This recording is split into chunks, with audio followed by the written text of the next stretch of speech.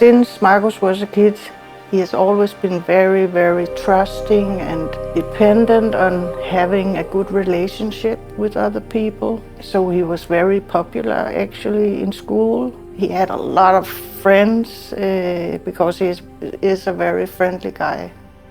The way we grew up, I did something and then he would do it as well. And that was also why he started playing Dota, because he was watching me play Dota. I would say he sacrificed a lot. Yeah, I would say 8-10 years when his career was not like it is now. He used all his time on trying to become what he has achieved now. The most favorite thing he usually likes to do is just play Dota. He only plays Dota, nothing else, just Dota. Ace is one of those players that has been around for a really, really long time. You look back at his Wikipedia page, goes all the way back to 2012. There aren't many of those players that are around still today playing at a high level that were playing at the game's inception, but he's one of them. I think Marcus is very intelligent as well. He was very good in school, his mind, one thing at a time.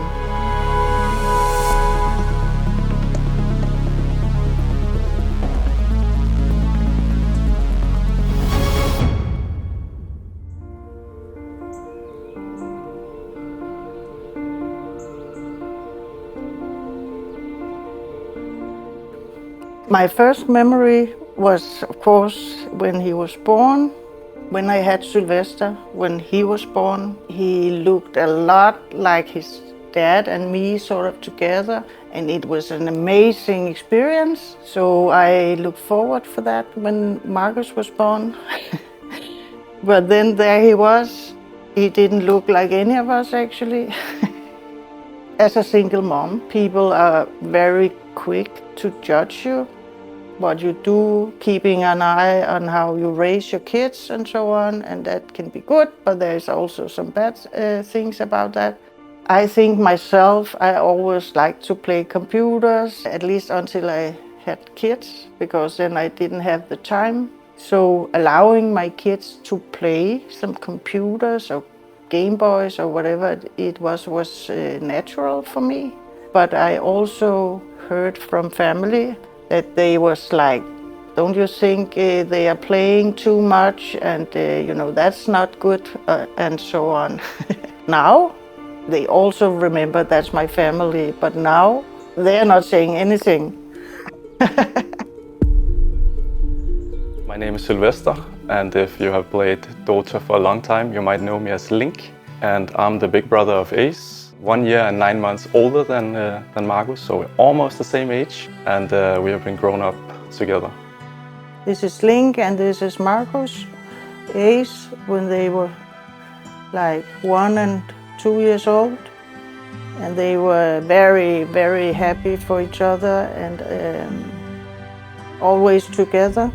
And you might see Marcus was very chewy. He loved to eat. Is Sylvester and Marcus, best friend as usual.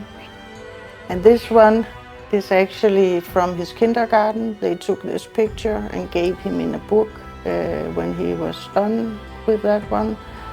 And that was a typical picture of Marcus at that time, eating a lot and now fall asleep.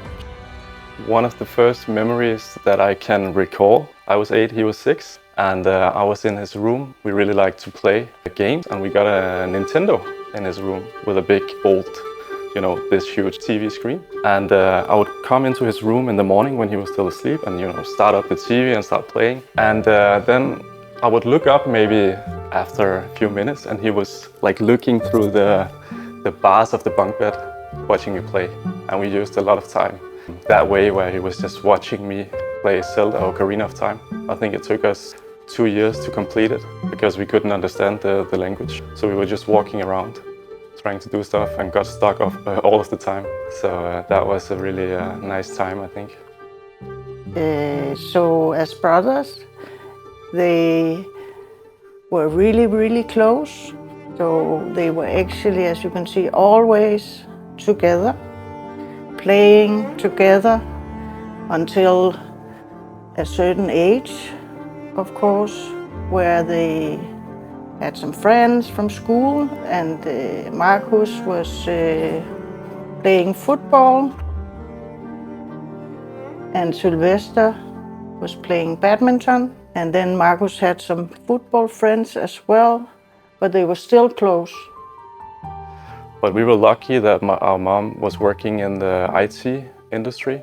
So we got a computer at an early age, you know, the old one that had a square disk that you had to put in to boot it up. And it was where we were sharing the keyboard, and you know, I had the arrows and he had the W. We were playing so many games. We still play games. We play board games, we play console games, computer games, card games, play all games. I was not like the mother that just gave them anything, but of course they could earn some money by cleaning house or whatever, helping me with something. Not like games, but like money. So I didn't give them money for free when they were kids. They could earn something by hoovering or helping with the food or cleaning stuff and so on. And then they could save money and then maybe buy a game when they had enough. Otherwise, they had to wait like everybody else for birthday or holidays.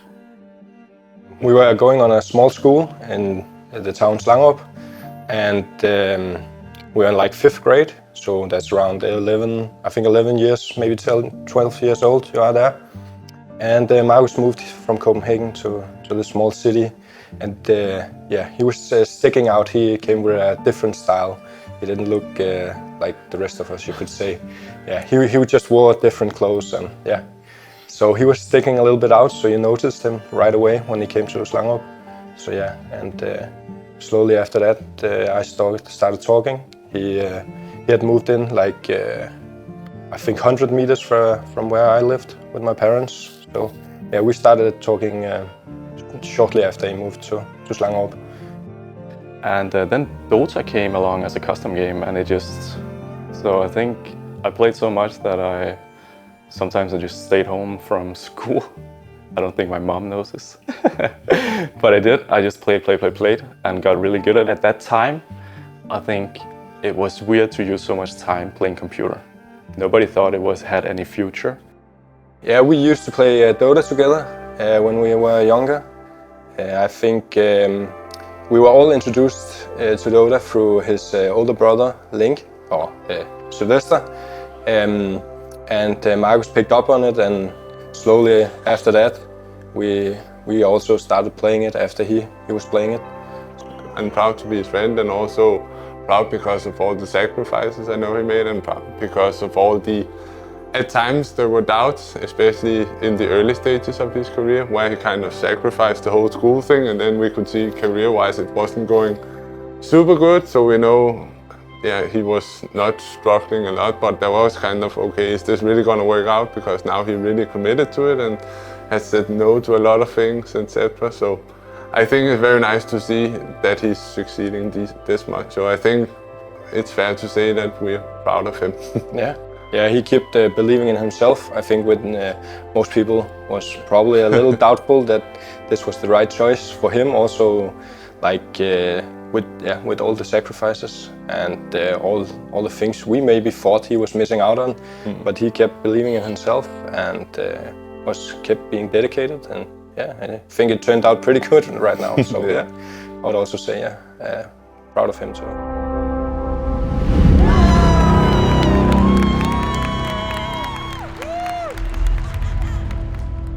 When you become a pro, but also many years before that, to be able to put in the hours, the 14 hours a day I was talking about, maybe 12 hours, of course there's some things that you don't have time to do, right? You have to sacrifice maybe school, you have to sacrifice maybe some family things and friends, sports as well, but it doesn't really feel like a sacrifice when you are young, right? You have lots of time, you're playing with your friends, it's fun. But as you get older, you know, family stuff becomes maybe even more important. For instance, I got a daughter like 3 years ago. She's 3 years old now. And because he is where he's at, of course, it's hard for him to be there as much as he wants to because he has to travel so much. And because he's successful, he's playing a tournament, maybe has a few days, maybe a week off, and then he has to travel to the next boot camp, right? There's a lot of sacrifices in that regard that you don't have time. I would say that life as a pro player is really tough because you are spending so much time with practicing and travel, and most of all, I think your life is so much different from anybody else. His head is full of Dota. He cannot function like a normal person. Doing normal things, it's not possible for him, I think. But he loves what he does, of course, and he's away a lot. But when he is here in Denmark and not playing a tournament, he's with his family a lot.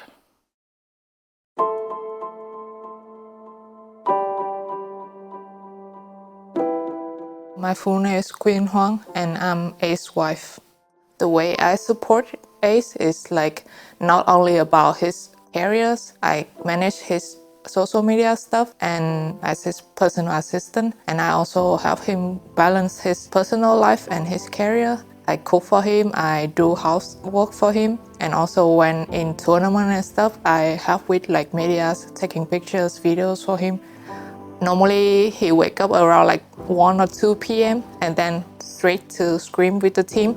And all day he just sit on his PC and play Dota like whole day. And then lunch or like brunch at 5 p.m. That's when people eat dinner, but for us it's just like breakfast or brunch. And then we go to gym if he have time in like 10 or 11 p.m. And then we have our dinner at like midnight, like 12 or 1 a.m. in the morning. And after that he play more Dota, talk with Tofu with his teammates. And after that we can watch some anime or like we go to bed at like 4 or 5 a.m. That's how gamers life.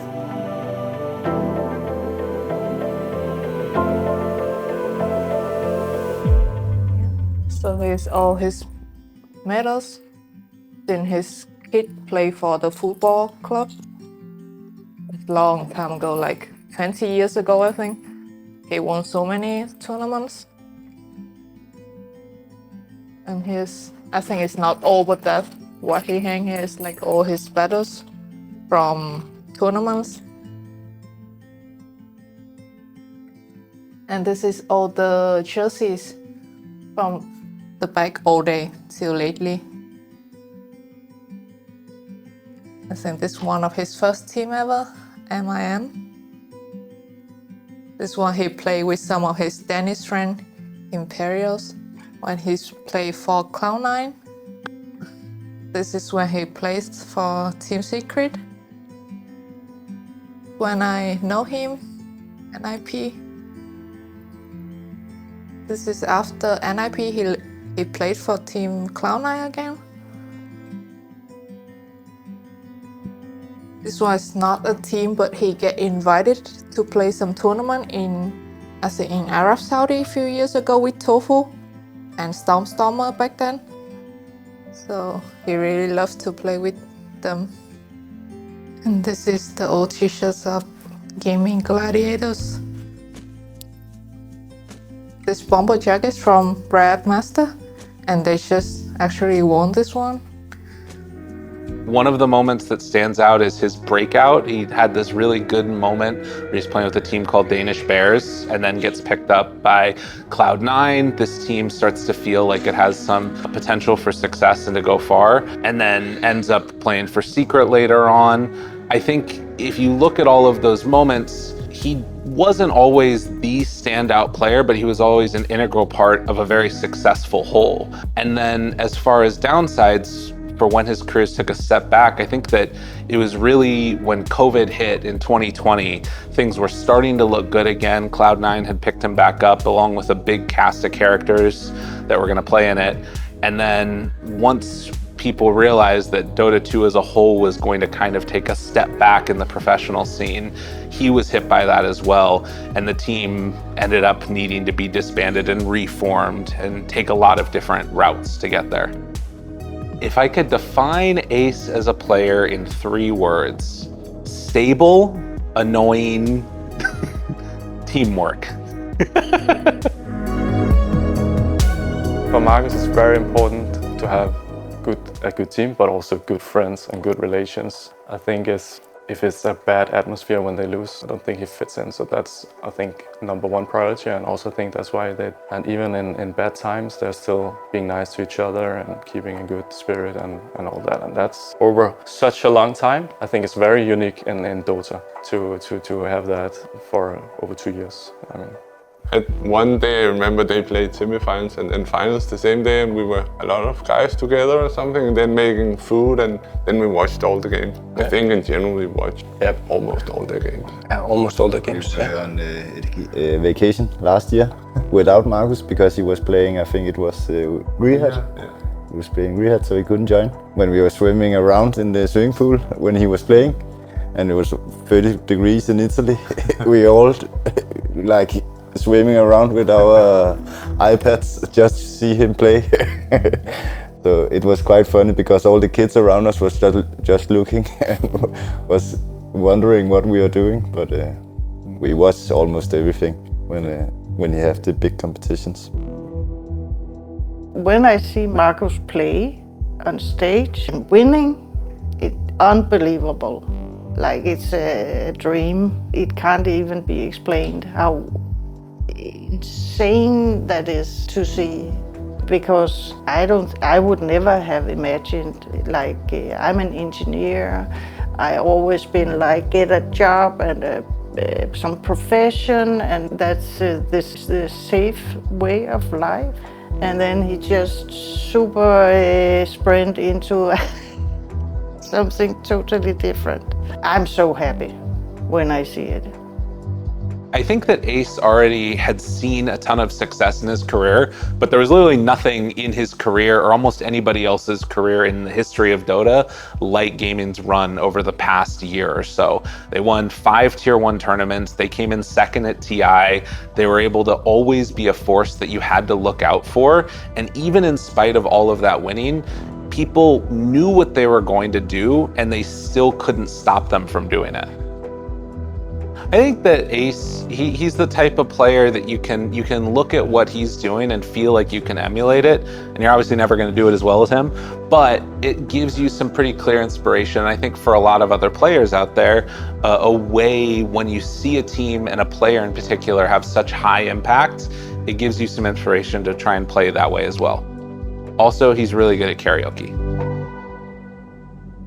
The worst part of his career is, for me, is like before COVID happened, he had rough time with his team and he cannot even win one single game. And at that time, he also get this problem. I don't think he ever mentioned that, but his hand get worse and it's shaking and it's really hard to play. And we need to go to like a therapist to check his hand and do some exercise and stuff. And I was really worried because he still want to play Dota. He's way young, 25, 26. Back then, and for sure he don't want to give up on his Dota. So like I just tell him like, okay, now just focus on your hand first. If it's still fine, you can play. If it's not, maybe protect your hand, and then one day when things is better, you can back to play Dota. But luckily it's only a few months and then he can play Dota again full power. Back then he even need to play with his left hand sometimes because his right hand get hurt too much. So that's the worst time.